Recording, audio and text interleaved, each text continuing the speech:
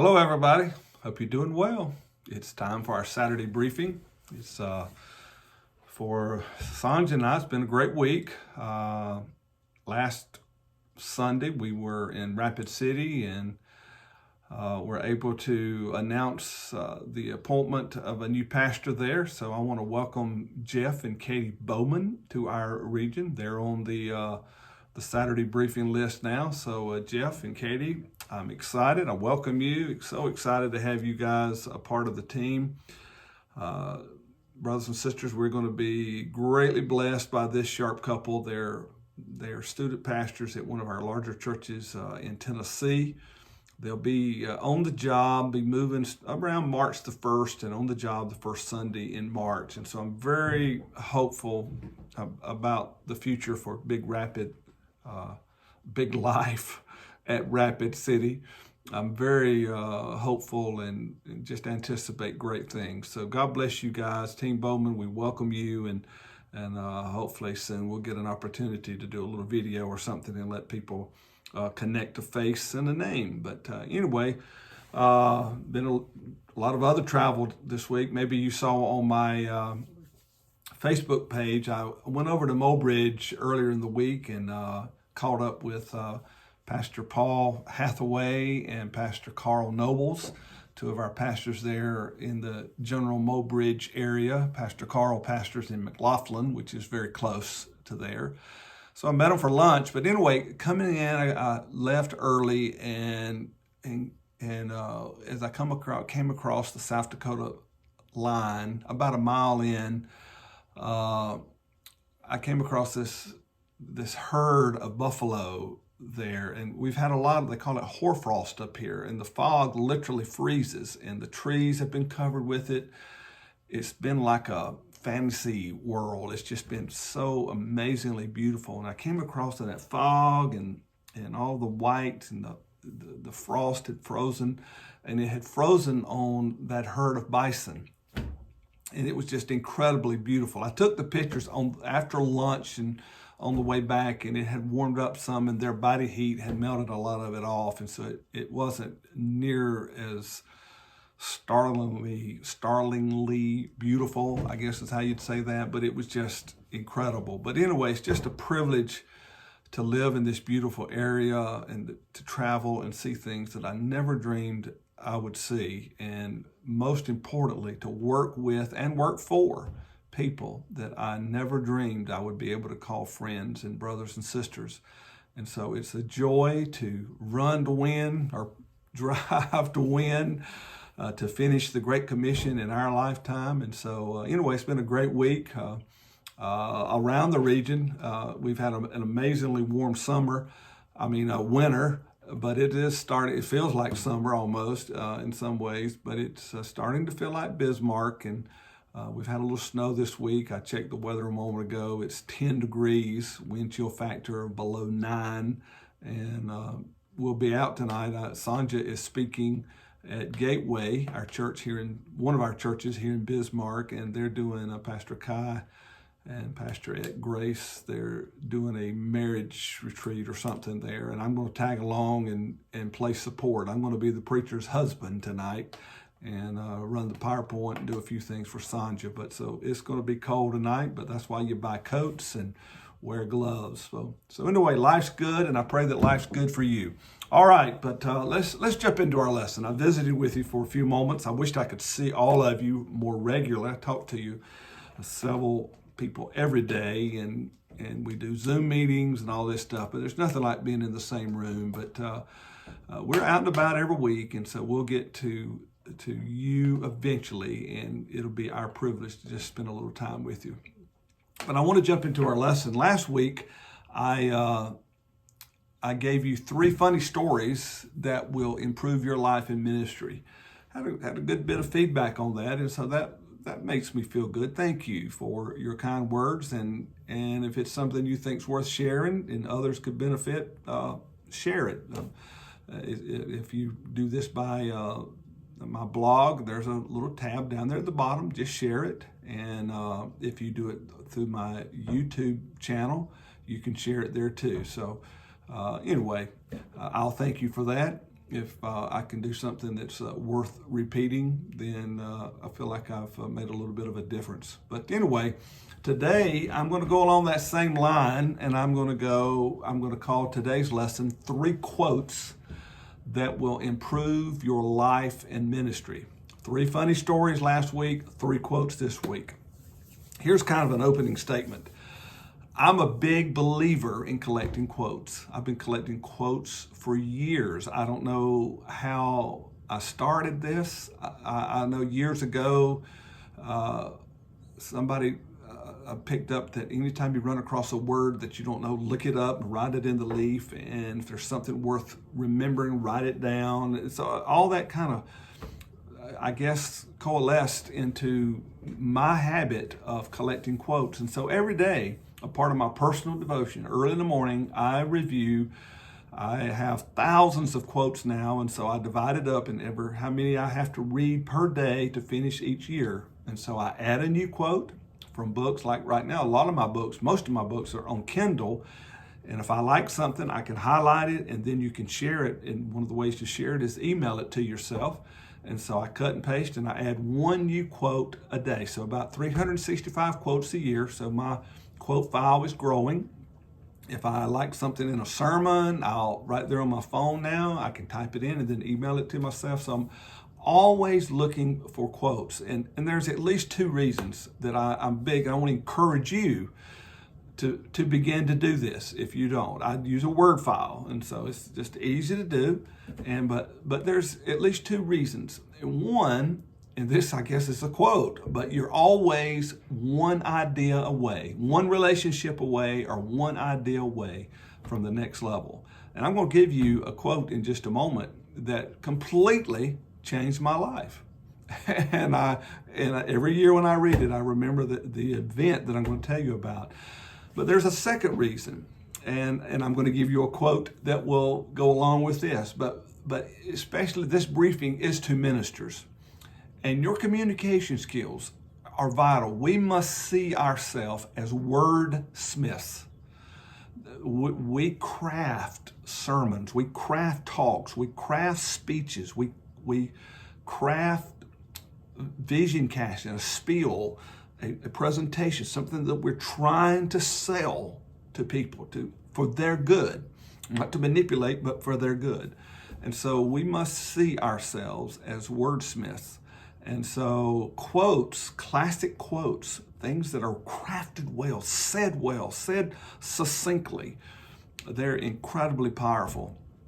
So I have a Mark Twain quote on that in just a moment. But anyway, I have 3 quotes, and actually I have 5, if I remember right. I've got 3 quotes and then 2 quotes, one of them to kind of, it goes along with it real well. So let me give you 3 quotes. The first one I added to my quote file in 23 years ago, working on 24 years ago, but on December the 16th, 1997, that was in a previous century, I wrote this down, all right? And here it is: improvement today, perfection tomorrow. And I'm going to give credit to whom credit is due. That came from David Carrico, who's a great guy, a wonderful brother and friend from the Fort Mill Church of God. He served on my council. He was the church treasurer, just a highly respected brother there. Years even before I was his youth pastor. It's a wonder he survived that. But anyway, and then if that wasn't enough, he had to survive 20 years of me being his pastor. But I went there in 1995, so this was early on. I was still a very young man at the time, and this was during December, and we were setting up for some kind of Christmas event in the Family Life Center, and some of the tables were missing. And somebody had taken the tables across the street. The Family Life Center was not connected to the church. It was completely across the street. And they'd taken them to the church in one of their Sunday school rooms for a little Christmas get together. And they'd taken them without asking and all that, and didn't bring them back, which was what was frustrating me. So I was over there, and David could tell I was frustrated. He's very kind, very laid back, very wise. And he just said, you know, Pastor, we have a saying at our job. And then he quoted this: improvement today, perfection tomorrow. And what he was saying is that everything's not going to work out exactly right when you're trying to get something done. And you might as well just chill out, do the best you can, and just improve today, and we'll worry about perfection tomorrow. And it's just like it changed the whole atmosphere. And I was able to enjoy the event. He's right. People do things. Life happens. And I was able to just relax and enjoy the event. We pulled it off, and good grief, 24 years later, it's no big deal. So here's the lesson with this quote. This will improve your life and ministry. But there comes a moment that your pursuit of perfection succumbs to the law of diminishing returns. And to continue, no matter how much better you make it, it will not be worth it. Okay, there comes a moment you can tweak. I used to do this with my PowerPoint back when we did. Of course, hopefully you can still do PowerPoints. I did them every week as a pastor, my sermons, and I just try to get them right, or get that perfect illustration, that perfect sermon. And this is a terrible example, but it's like a drug addict. There comes a moment you can use the same dose of drugs and you won't get the same high, the law of diminishing return. And you can just keep trying and trying to, and some of us are more control freaks than others, and we want to perfect it. And there comes a time you can get it better. You can get it a little bit better, but it won't be worth the extra effort. The law of diminishing return kicks in. Here's another quote. All right, this one's counterintuitive, but if it's worth doing poorly. Now, I'm not asking you, I'm not saying do things poorly, but let me give you an example. Let's say you go to church on Sunday. This has happened to me, and one of the toilets, one of the water lines have burst, and there's water everywhere, and you need a plumber desperately. You need a plumber just big time, like yesterday. And there's no plumber. You can't get a plumber on Sunday, and so you got some guy that has no real idea about plumbing, but he knows just enough to get the toilet functional again. He knows just enough. He's not going to do it well, but he knows that, hey, it's worth doing poorly in a bind. And I think that there's that balance between perfection and just getting her done, as they say, as the rednecks say sometimes. And so I want to encourage you not to succumb to the law of diminishing return. Improvement today, perfection tomorrow. There's a little more I want to add to this, though. There's another lesson. Beware irrelevant improvement and worthless perfection. Okay? And so even improving, just every service, we're going to improve, and we're going to keep improving. And I used to have I try to spiritualize it, and I believe this, but we would go for anointed excellence. But to be excellent at something that no longer matters, to be perfect, to be constantly improving at stuff that is now irrelevant, that's also a tragedy. And so it's okay, improvement today, but make sure we're improving on something that matters. You know, if you are, unless it's your hobby, for most people, being able to be a blacksmith or to know how to operate and work on a mainframe computer back when they had the tubes back in 1950s and 60s, all this kind of stuff, that unless it's your hobby, unless you're going to run for Trivial Pursuit or something, you can get better and better, gooder and gooder. But if it doesn't matter, you're still wasting your life and your time. And so improvement today is good and perfection tomorrow is good, but make sure it is at things that truly and really matter. All right, so that's quote number one, and I actually threw in an extra quote for you for extra credit there. But now this next one is about 15 years old. I added it in 2005, May the 5th, 2005. And this is a Mark Twain quote. And here's what he said. I love this. He said, the difference between the right word and the almost right word is the difference between lightning and a lightning bug. Isn't that great? The difference between the right word and the almost right word is the difference between lightning and a lightning bug. I mean, that's a huge difference. And remember, I told you one of the reasons I want to collect quotes, I want to see the masters at how they craft words, because we are wordsmiths. We're wordsmiths. And so here's the lesson for this. Your communication skills will make or break you. I promise you.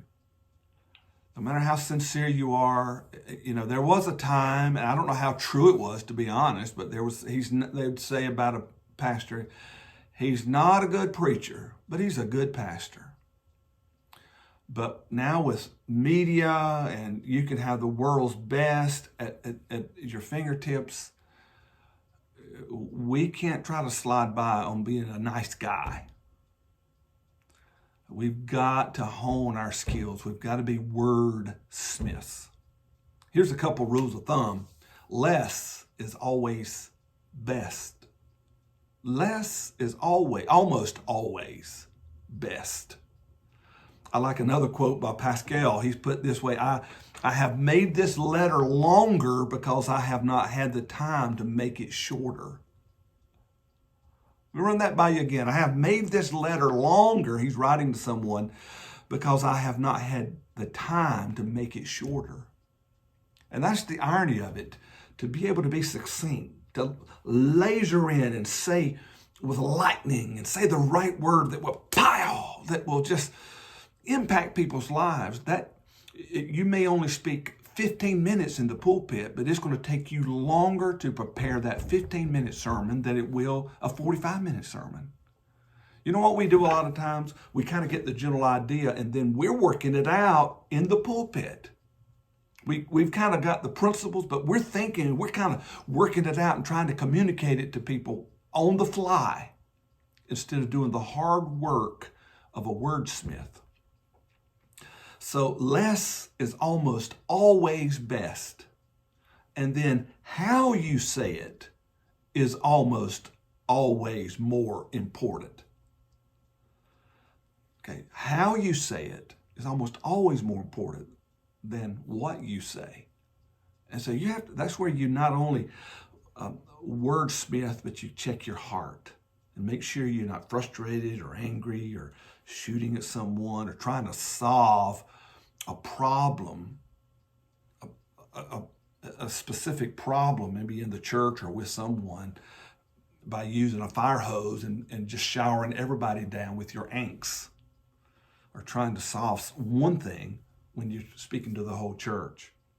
And so being a wordsmith is so important. Let me give you one more quote along this line. This was the mother of William Jennings Bryan.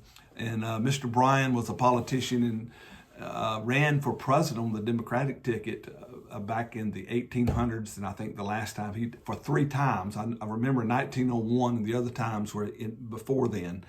So he was a politician, an orator, and took pride in that. And on one occasion, his mother told him, after listening to a long speech, she said, "Son, you missed several good opportunities to sit down."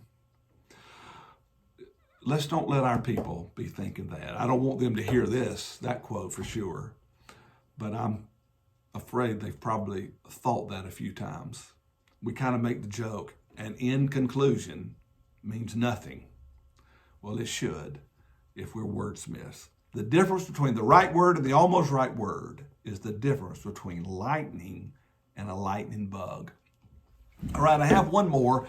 This is a much more recent one. I added this on June the 3rd, 2019. And this came from one of our executive committee members who, as a matter of fact, he's our liaison to our region. Great man of God, Dr. J. David Stevens. And he wrote an excellent book called Awakening the Church in North America. And so I read it. A good book. I enjoyed it. And this phrase is, I just took this out in my quote. It's a little larger because it's got the context of this quote. But here's how it is. I want you to see if you can catch the two words that just really, it was good wordsmithing. But Dr. Stevens put it this way: when untethered change is initiated, members may become discouraged and disengaged from serving the church. Now, he's being very nice. Typical J. David Stevens. He's being very kind there.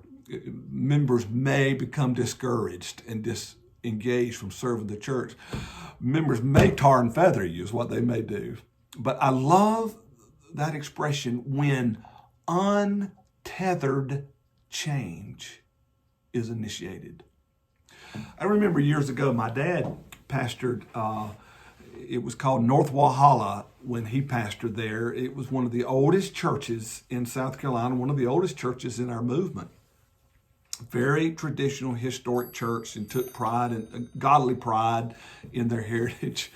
And so there was this, when Dad was pastoring there, it was our home church years ago. As a matter of fact, it was where I was saved. If you think overseers can be saved. So I'm desperately hoping we can be. But as an 8-year-old boy, I was saved in that church, and I could take you right to the spot at the altar. Well, those altars were, I guess they probably are handmade, and they were really getting rickety and were not grounded real well. And so people, praying on those altars, and Dad was afraid that on one occasion or something that the altars were going to fall and somebody was going to get hurt. And so Dad took them down. And I remember calling Dad one day, and he says, "Well, son," he says, I've stirred up a hornet's nest." I said, "Really? Tell me about it." He said, "Well, I took the altars down in the church," and he explained to me why they were rickety, and he was afraid they were going to fall. And so I said, "Well, what happened?" He said, "Oh, the people got highly upset about that." And so I said, "Well, Dad, what did you do?" And he answered me like that was the dumbest question. He said, "I put them back." And I've never forgotten that. God bless my dad who chose to pick his fights. And so he learned the lesson of untethered change. He did not connect the change to the past. And when you don't, when we make changes without connecting it and honoring the past, then it is almost always taken as an indictment against the past. Untethered change, Dr. Stevens put it this way: it may discourage and disengage your members from serving. Well, that's true. He was being very kind. But it may cost you your job, and it will cost you momentum. It's a great lesson there.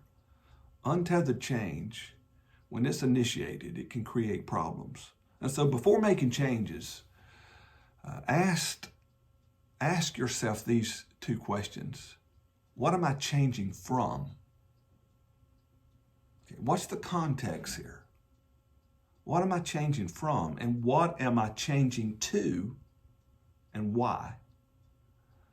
And that why is the bridge. You're changing from to something, but you've got to have that why has got to be connected. The past, the people that you're serving, it's their church. You're just a steward.